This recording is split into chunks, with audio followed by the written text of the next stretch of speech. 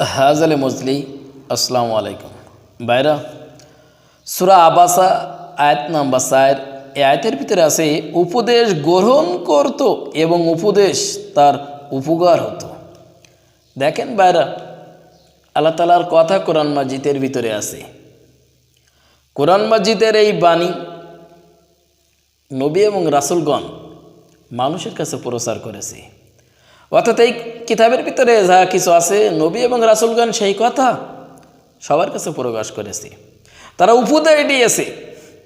যদি নবী এবং রাসূলের কথা যদি আপনি মানেন, উপদেশ গ্রহণ করেন, তাহলে আপনার উপকার হতো।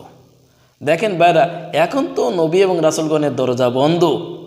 এখন কিন্তু নবী এবং রাসূলগণের ওয়ারিস হিসেবে এই যুগের আলেমরা এই কাজ চালিয়ে যাবে, এই দাওয়াতি কাজ, এই যে মিশন আল্লাহ তাআলার রাস্তায় বিভ্রান্তি মানুষকে ডাকা, একমাত্র এই যুগের আলেমরাই করে যাবে।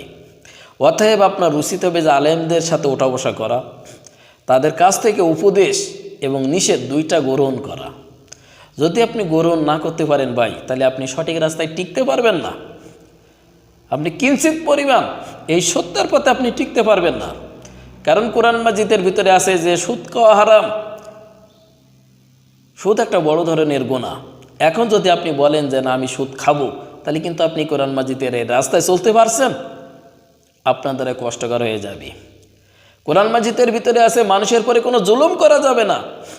এখন আপনি যদি জুলুম করেন, তাহলে আপনি এই কোরআনের বাণীর কথা কি মানতেছেন?